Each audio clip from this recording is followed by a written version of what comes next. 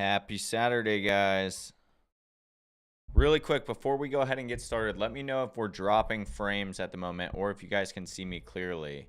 Put a 1 in the chat if you guys can hear me clearly.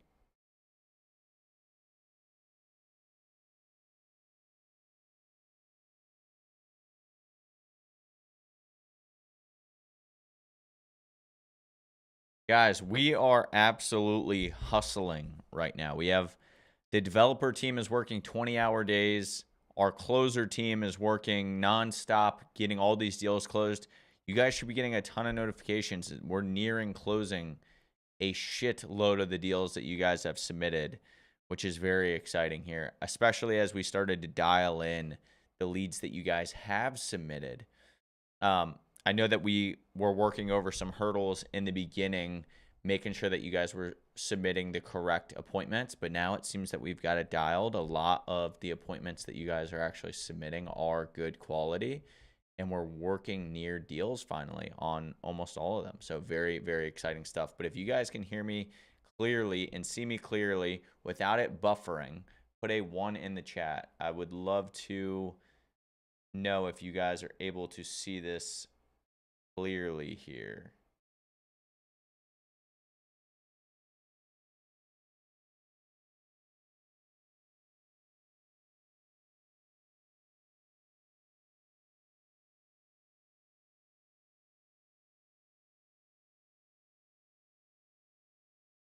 But we're going to go ahead and just keep going. We'll get started with today. I have quite a history lesson for you guys today. So, jumping right into it. Every single empire that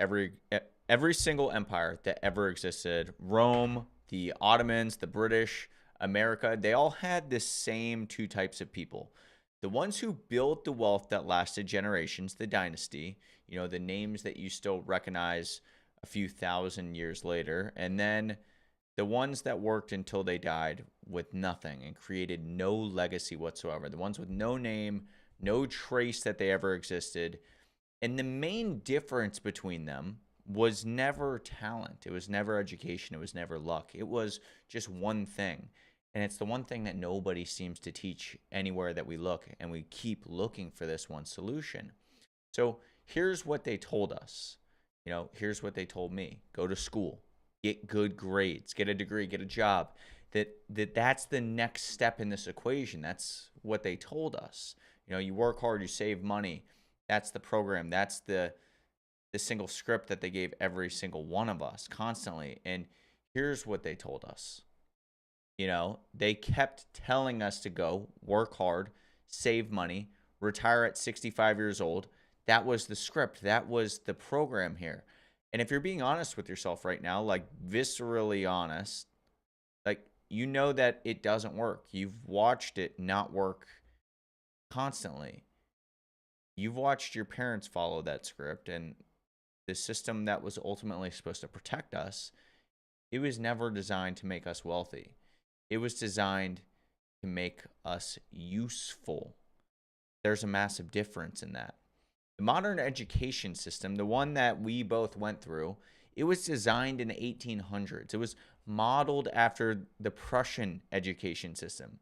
You know what the Prussian education system was built to produce? Factory workers, not entrepreneurs, not thinkers, not builders, factory workers, obedient, punctual, compliant laborers who could follow instructions, sit in rows, raise their hands to speak, and move when the bell rang. The bell rings, you go to first period. Bell rings, you eat lunch. You know what else operates like that, guys? Factories, prisons. Nobody sat down and taught you guys and taught me how to make actual money moves. Because if they did, we would stop showing up to the factory. See, I remember when this exact moment broke open for me. It was 22, and I thought that I had the answer, and I just couldn't shake it. I couldn't make it work. If I was working hard, if that was really how to build the wealth, then I started to think, why aren't the hardest working people the richest people? The construction workers, the nurses working double shifts, single moms with 3 jobs, farmers, the ones that are up at 4 a.m., 7 days a week. These are the hardest working people on the planet, and they're not wealthy. Most of them are barely surviving. Meanwhile, you've gotten people who have never broken a fucking sweat in their life worth hundreds of millions of dollars. So either working hard isn't the variable, or we've been measuring the thing wrong entirely all along. Now, here's the spoiler. It's actually both. And so I became obsessed with this, not with money, but the pattern behind the money. I started studying economics from when I was 14 years old, how wealth was actually created, transferred, and concentrated across civilizations. And I found something that fundamentally rewired my brain forever. The same pattern over and over and over, every single empire, every civilization, every era, for 3,000 years, there were 2 types of people. One type builds the generational wealth. The other type works until they die. And it has nothing to do with how hard you work. So let's take it all the way back to Rome, 27 BC. Inside that empire, you had 2 groups. Group 1, the laborers, the farmers, the soldiers, the craftsmen, the people who actually built Rome with their bare hands. Okay? The Roman Empire at its peak controlled the entire Mediterranean. 60 million people. It was the most powerful civilization the world had ever seen. Again, we had these workers that were actually building Rome with their hands. They laid the roads. They erected buildings. And then group 2, we had the merchants, the traders, the negotiators. They didn't build shit. They didn't grow anything. What they did was move things. Grain from Egypt to Rome, olive oil from Spain to Greece. They connected the supply to the demand. Now, guess which group of those 2 built dynasties that lasted centuries? Unfortunately, it wasn't the laborers. Now, let's make this very specific because the numbers here are ridiculous. A Roman grain farmer, a good one, working land in Sicily, might earn the equivalent to 800 to 1,200 denarii a year. That's enough to survive, maybe. And then let's look at a Roman grain merchant, the negotiator. He was doing the very similar stuff in Sicily. He bought it in Sicily and then sold it in Rome. He could clear 15,000 to 40,000 denarii on a single shipment, one deal, one transaction. The farmer's the one who did all the work. The merchant, on the other hand, made 30 times the money. So the farmer's sitting there thinking, I need to work harder. The merchant is sitting there thinking, I need to find another farmer, another buyer, and we're going to use the same grain. It's a completely different wealth outcome here. So if we just decide to fast forward to Florence, Italy, the 1400s, and this is one of my favorite periods of time, the Medici family. Some of you might know the Medici family from Niccolo Machiavelli, but most people know the Medici name because of the art, Michelangelo, the Renaissance. But here's what most people didn't know. The Medici family, they didn't create anything. They did not paint. They did not sculpt. They didn't invent. They were bankers. They were brokers. They were the ultimate middleman. They connected people who had money with the people who needed money. They facilitated trade between cities, between countries, between empires. They moved money around. They didn't make things. They made deals. And they became the most powerful family in European history. They produced 4 popes, 2 queens of France. They funded the entire Renaissance. Their wealth lasted 300 years. all from one thing: connecting deals. And here's where most of these patterns start to crystallize. Here's where it gets undeniable. The Medici, they didn't own the goods, they didn't build the buildings, they didn't sail the ships. They sat between the parties and they facilitated the exchange. They took a piece of every transaction that moved through their network that they created. Tell me that that sounds familiar. It should. Now, let's extend it a little bit. Let's go to the Ottoman Empire in 1453. It lasted from 1453 to 1922, nearly 500 years of complete dominance across 3 continents. The Ottomans controlled the most valuable trade routes on earth: the Silk Road, the spice route. The wealthiest people were the bazaar merchants, the brokers who controlled the Grand Bazaar in Istanbul. These merchants would buy cinnamon from traders arriving in the East for the equivalent of $2 a pound. Walk 60 feet across the bazaar, sell it to a European buyer for $14 a pound, and they didn't grow it. They did not ship it. They didn't even store it for more than a few hours. It was a $12 profit per pound. Multiply that by thousands of pounds, hundreds of goods every single day. That's not a job. That's a money printing machine. And so the lesson from the Ottomans is brutally simple here. The person who controls the connection point, the person who sits between the supply and the demand, they don't need to own anything. They don't need to produce anything. They just need to be in the middle. Position in this equation is everything. Production is the trap that we find ourselves in. The spice growers in India, worked 12 hours a day in the sun and earned pennies. The bazaar merchant in Istanbul worked 3 hours a day in the shade, built generational wealth. It was the same spice, the same exact supply chain, but it was a completely different position, completely different outcome. Now, let's fast forward a little bit. The engine of the British Empire was the East India Company, founded in 1600.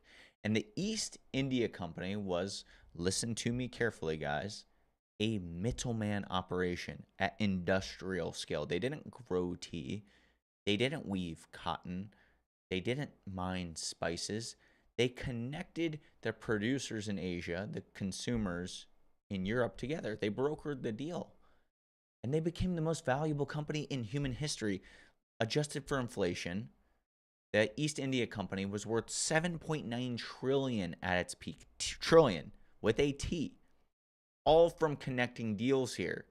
The East India Company would buy tea in China for roughly the equivalent of 3 cents a pound. They would ship it over to London and sell it for $1.50 per pound. That's a 4,900% markup on tea, on leaves and water.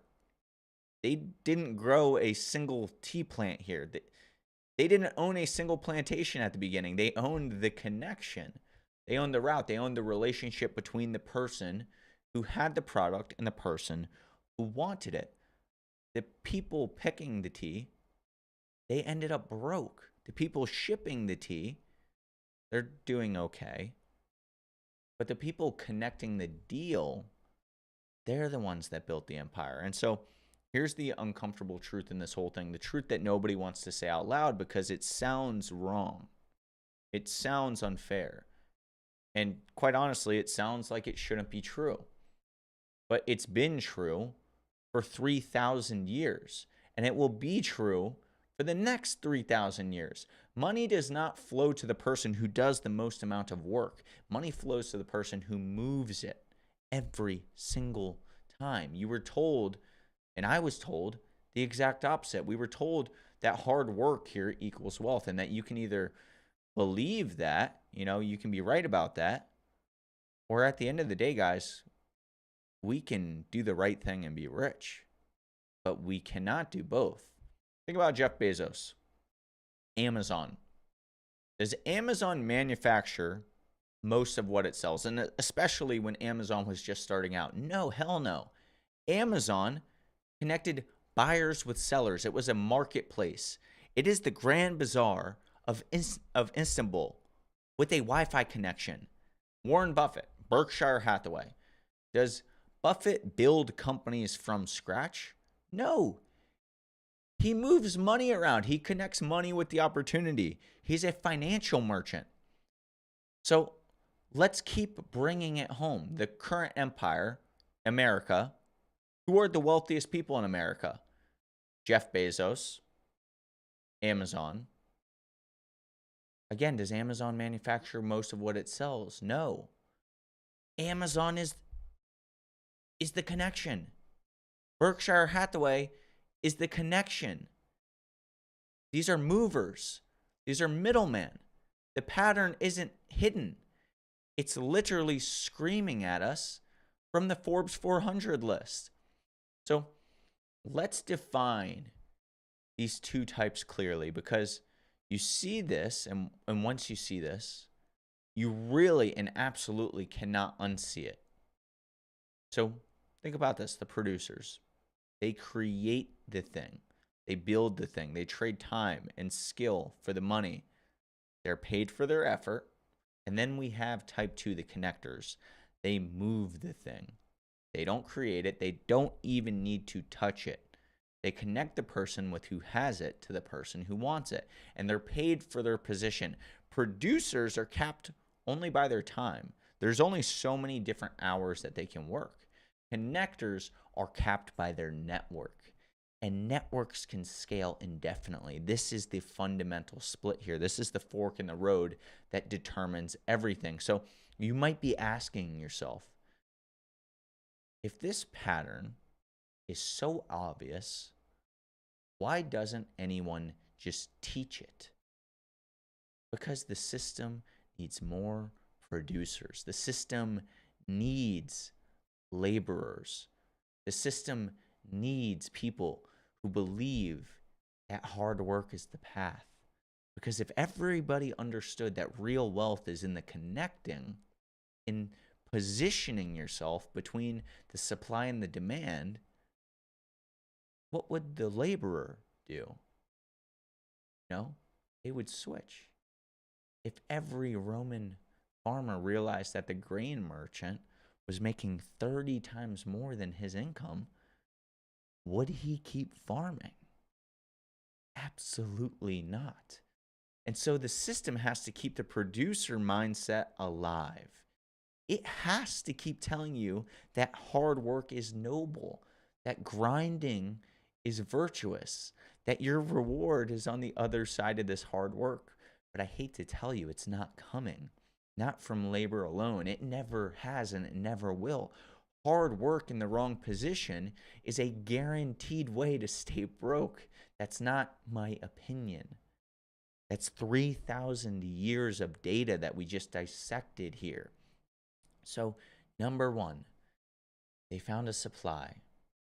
Someone had something that they had, they wanted to sell. Number two, they found the demand. Someone who wanted that thing and was willing to pay more for it. So let's look at the framework, because this is not just history. This is the blueprint. Every single connector, every single merchant, every broker, every middleman who built generational wealth, they all did the same three things. They found the supply, they found the demand, and they connected, guys. It is that simple. It truly is. The Roman Empire, the Ottomans, the British Empire, the Amazons, the Walmarts, they found the supply, the demand, the people. You just connect them. You take a piece. It's 3 steps, 3,000 years of proof. Now, here's where this gets real for us right now, today. Because right now, in America, there are people who own things that they need to sell. And there are people who want to buy those things. And again, there's this gap in between them. A massive, profitable, hemorrhaging gap. And if we position ourselves properly in this gap, if we become the connector, we can access the same wealth, the same mechanisms that have been printing money since before Jesus was born. And I'm not being dramatic here. I'm being historically accurate. I'm telling you the thing that we probably don't want to hear.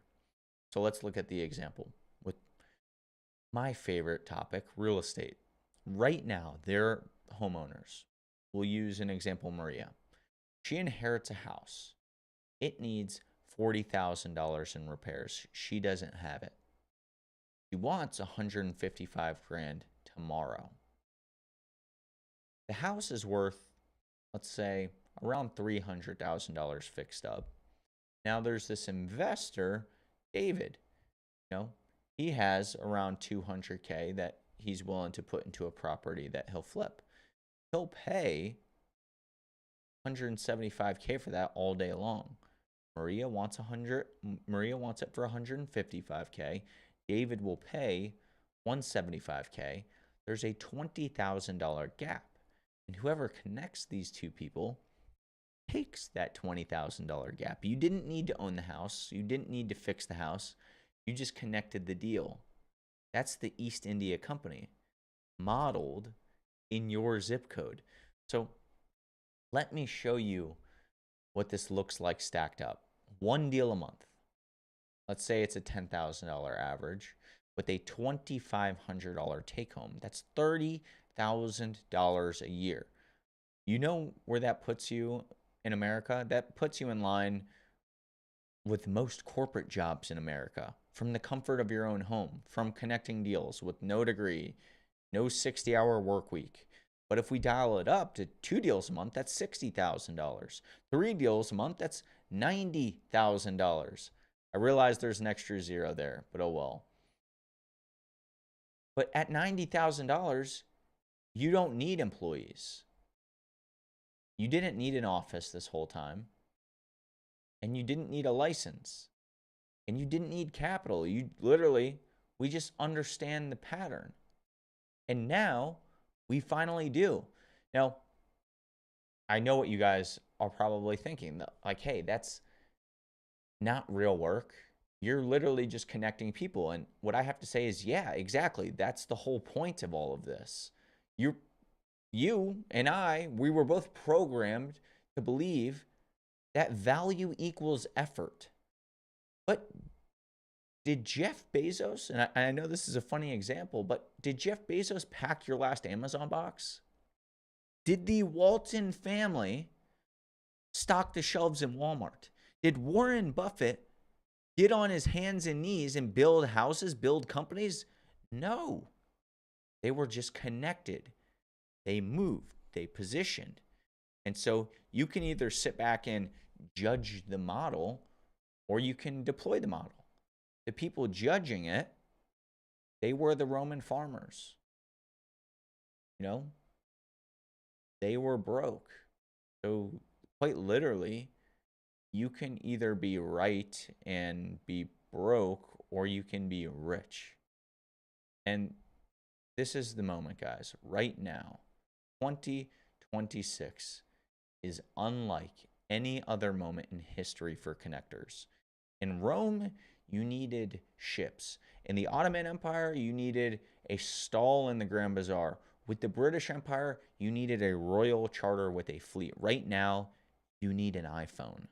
The barrier for entry for becoming a connector has never been lower in the history of human civilization, and that is no hyperbole. That is factually, historically, mathematically true. The Roman grain merchant needed 10,000 denarii. The Ottoman bazaar merchant needed connections that took decades. The East India Company needed literal warships. Today, you just need a cell phone and a Saturday afternoon. The model is the exact same. The access, though, has never quite been easier. And so, let me tell you what actually has to change here. It's not the tactic, it's not the script, it's not the strategy, it's your identity. You need to stop seeing yourself as the laborer and you need to start seeing yourself as the connector. You have to stop asking, what can I build? And start asking, what can I move? You need to stop measuring yourself by your effort and start measuring it by your position. And quite honestly, guys, this is the hard part because everything that you've been told is pulling us back towards production, back towards labor, back towards the factory line. And I'm telling you, with 3,000 years of evidence that we just went over, that the wealth is not on the production line. It's in the space between the producer and the consumer. It's the connection, it's being the connector. So let me tell you guys when this clicked for me and when it really clicked. See, I was looking at a deal, a house, and the seller wanted out. The buyer wanted in. And I was in the middle, and the deal closed, and I got paid $17,000 for connecting two people who both got exactly what they wanted. And I remember sitting in my car after I got that check, and I didn't feel like a hustler. I felt like I had finally found the thing that had been hidden from me for my entire life. I felt like one of the Roman grain merchants who had just realized that he didn't need to be a farmer. This is the pattern. This is what the Medici knew. This is what Bezos knows. This is what all of the elites know. You don't need to build shit. You just move the thing. And here's what nobody will tell you about the connector model. It compounds over time. Every deal that you connect, you build relationships. You build two relationships, the seller and the buyer. And those relationships continue to move to more deals. Maria tells her cousin, David tells her his investor buddy. The grain merchants, they understood this. Their network was their net worth. And 6 months in, you're not text blasting anymore. You're not cold calling anymore. Or you're getting referrals. And 12 months in, deals are finally just coming to you. 24 months in, you have a pipeline that generates you revenue whether you show up or not. One deal leads to 3 deals, leads to 9 deals, leads to 27 deals. That's not this linear path. That's exponential growth. And it starts with one connection. So you have options. You have option one. You can be a producer, you can work hard, you can trade your time and hope that the system rewards you. You can follow the script, retire at 65, and quite honestly, retire at 65 if you're lucky. Die with nothing to pass down with your legacy. But you have option two, which is to be the connector. Position yourself. Position yourself appropriately between the supply and the demand. Build a network that compounds, creates wealth that lasts. Option one has a 3,000-year track record of creating broke people, exhausted people, forgotten people. And option two has that same 3,000-year track record of creating dynasties. The data here is not ambiguous. It's screaming at us. And so when people ask me, what do I actually do? I do, and what I hope you do, is create wealth by connecting people who have something that I want or what a buyer wants with something that a seller wants. And then you take a piece of the middle of every single one of those transactions. You facilitate. That's not a side hustle. That's not a trend. That's not one of these TikTok business models. That's the oldest, most proven, most battle-tested model and wealth strategy in human civilization. And the fact that you can do it right now, today, with your phone and no money and no experience is the single greatest economic opportunity of your lifetime. And I'm not just sitting here being dramatic. I'm being historically precise. So let me leave you guys today with one thing. Money does not flow to the people who work the hardest. it flows to the people who move it. And it always has for 3,000 years across every single empire, every civilization, every economy. The laborers, they stayed broke. The connectors, they built dynasties. And right now, you, you have the ability to step in and be that connector with less capital, less risk, and less barrier to entry than any human in human history in the world. The Roman merchant needed the fleet. You need a phone. So the question is not, does the model work?